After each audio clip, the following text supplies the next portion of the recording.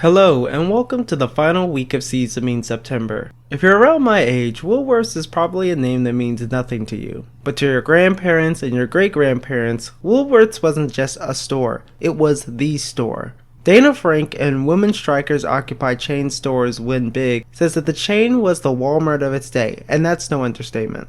Woolworths was a five and dime store, a type of variety store that was a predecessor to our modern big box retailers.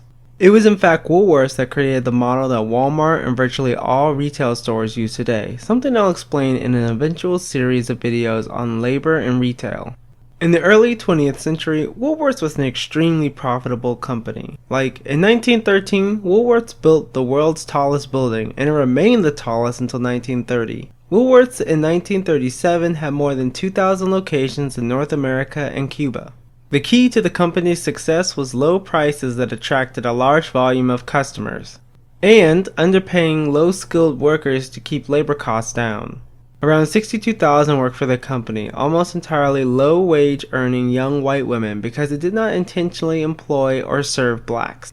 Nearly 75% of the young women were between the ages of 16 and 24, working 8 or 9 hour days, 6 days a week, standing the entire time while serving customers or cleaning.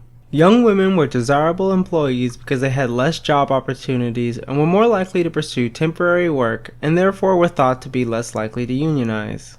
The month of February in 1937 was an energetic one. It saw the conclusion of the Flint sit-down strike where the UAW had successfully won a small raise in exclusive bargaining representation at GM. Its success started a wave of strikes for higher wages and better working conditions at various work sites in Detroit.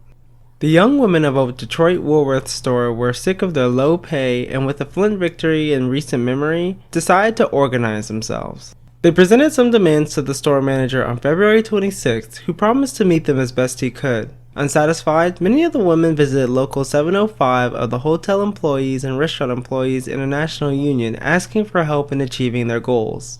The following day at 11 a.m., Floyd Liv of the Waiters and Waitresses Union of Detroit blew a whistle and yelled, "Strike! Strike!"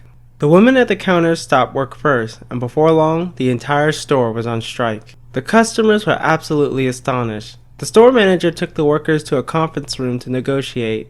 The strikers demanded a 10-cent raise on their 25 cents an hour, time and a half over 48 hours per week, 50-cent lunches for the food counter workers, free uniforms and laundering, seniority rights, the hiring of new workers through the union hiring hall, and no retaliation after the strike. The store manager begged the women to return to work, promising to address the issue on Monday, but the 108 refused to work or leave the store until their demands were met. The women took store keys from the other employees, while the remaining customers were ushered out of the store by management. When the local district manager arrived, Louis Koenig of the union repeated the demands. The district manager refused to give in and threatened to lock out not only the strikers, but all Detroit Woolworths workers if the strike did not end. One of the strikers, called Vita Terrell, told the rest that their only hope was to remain in the store, and all of the women agreed. Terrell was elected strike committee chair, and with help from organizers like Lev and Mira Komarov, the women organized themselves into various committees like food, store cleanup, and entertainment. The women even created a cheer-up committee to keep spirits up, as most of the women had never spent a night away from home. They used the phones to communicate with family and friends, and to entertain themselves, the women played games like cards and checkers, knitted, and danced in the aisles to the radio. With the help of the union organizers, the women acquired mattresses, pillows, and blankets which they set up in the aisles. Beginning on Sunday, chefs from the local cooks union prepared meals, while women from the health committee ensured that everyone was staying healthy, even bringing in a physician every day. Holding a sit-down in a variety store was especially advantageous, as cooking and other supplies literally lined the shelves, and every item taken was noted by the sales committee.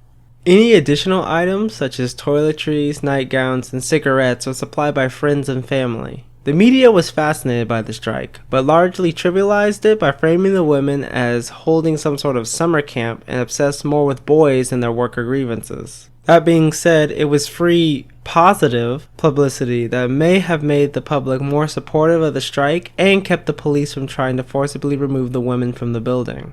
On Monday, March 1st, organizer Mira Komarov with the Local 705 of the hotel employees and the restaurant employees met with another smaller Woolworths in Detroit, Soon Komarov called out strike, strike, and 11 women shut down the store and forced out the managers, starting a second Woolworth sit-down. Continuing that same energy, Koenig announced that if Woolworth did not settle the strike by Saturday, he would ask the hotel employees and restaurant employees to organize a national Woolworth sit-down. It was after this point that support for the strike flooded in from across the nation. Hotel workers began picketing outside of the Woolworth sit-down. Supportive telegrams poured in from major cities across the nation, and many donated money to support the strikers. The AFL pledged thousands of dollars while the president of the UAW, Homer Martin, gave a rousing speech in front of the store. The following day, the local 1250 of the Retail Clerks International Protective Association pledged a quarter of its funds from a dance to raise money for loyalists in the Spanish Civil War and promised to boycott New York Woolworths beginning on Saturday. Other service workers in Detroit, seeing daily headlines about the strike, were inspired to organize their own sit-downs. At Stouffer's, all the workers sat down during the lunch rush, while workers at Hires sat down demanding a raise. The Hotel Employees and Restaurant Employees Union was soon busy assisting sit-downs all across Detroit. Other stores such as SS Kresge chose to give their workers raises to avoid a possible strike. That Wednesday, Woolworths agreed to negotiate with the unions of Detroit.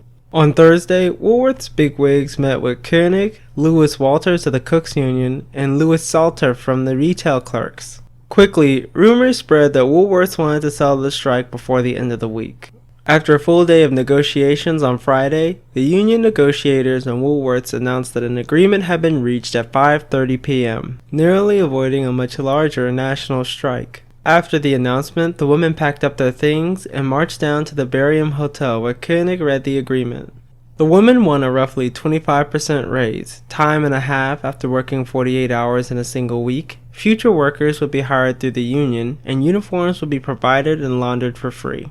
All strikers received half their wages for the week of the strike, while the cooks, who had not even been on strike, received a raise and shorter hours. Best of all, they won this not only for themselves, but for all 40 Woolworths in Detroit. In return, the workers promised not to harass non-union women. This strike inspired successful copycat strikes at Lerner's and Federated Department Stores in Detroit, H.L. Green and Woolworths in New York, W.T. Grant, Newberry, SS Kresge, and Woolworths in East St. Louis. In Seattle, clerks at JCPenney, Sears, and many more retailers won a considerable raise in the 40-hour work week. The victory was unfortunately short-lived. A few months later in October, the workers lost their union contract. As women left Woolworths, they were replaced by anti-union workers. Even after winning union representation, the women weren't able to resist the union-busting campaign of Woolworths. Overall, 108 young women, possibly with no union or strike experience, were able to beat a major retailer in less than a week with support from local and national unions and their community. Even if the victory was only a brief one, it was a victory that won a laundry list of demands. They carried out the first successful sit-down strike in the service industry and inspired strike action at variety stores around the country. As we have seen and will continue to see, a few workers at one worksite can influence an entire nation when they put their minds to it. I again would like to thank all the artists who made beautiful title cards for this project. In order of appearance, the artists featured were AnarchoTak, Paint, the Potato Witch, Luna Oi, and Elo. The art has been my absolute favorite part of each and every video. I would also like to thank Ellie Dawson again for lending her vocal talents to the anti-rent war video and encourage you to check out her channel. She's just released a new video too. Once again, all their socials are in the description. Please give them a follow. Thank y'all for watching this video and tuning in to Seize the Mean September. It has been an amazing month where I got to talk about 5 incredible instances of organized labor action. This is something I've always wanted to do since watching Thought Slime's Seditious September last year, but I never expected myself to actually do it. I hope you all enjoyed watching this series as much as I have making it. I have nothing planned for October except sleep and horror movies that will keep me from sleeping, but I'll be back in November with more labor history. Until then, you've been in the mix with Alki. See you next time.